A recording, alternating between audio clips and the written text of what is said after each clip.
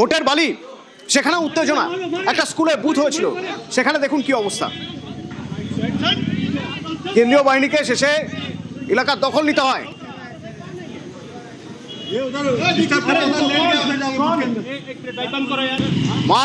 মারপিটের পর পরিস্থিতি এমনই পড়েই গেছেন রাস্তায়, তাকে একরকম তুলে নিয়ে যেতে হলো চ্যাংদোলা করে।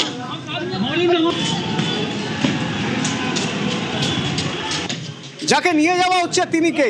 মারপিটটা হলো কিভাবে? কি নিয়ে সমস্যা শুরু হয়েছিল?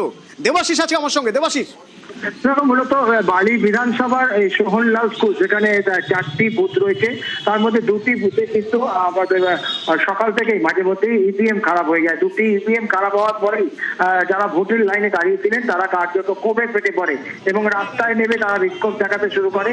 ঘটনার খবর পেয়ে ঘটনাস্থলে পৌঁছায় হাওড়া পুলিশের সিটি পুলিশের পুলিশ কমিশনার অখিলেশ চতুর্বেদী সহ পুলিশ বাহিনী ও কেন্দ্রীয় বাহিনী।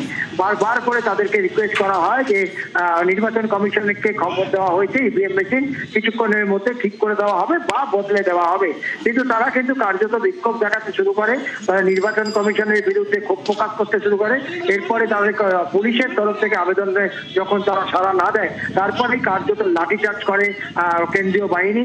এর মধ্যে কিন্তু কয়েকজন দৌড়াদৌড়িতে তিনি যারা যারা বিক্ষোভ দেখাতে রাস্তায় শুয়ে বিক্ষোভ দেখাতে শুরু করে, তাদেরকে কার্যত। ধন্যবাদ দেবাশিস।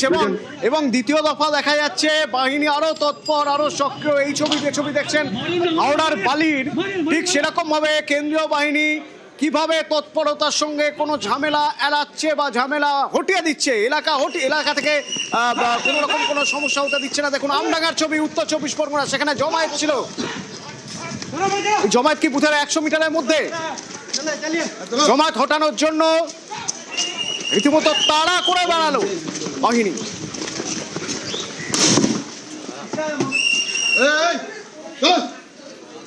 কোথায় কাজ করছে?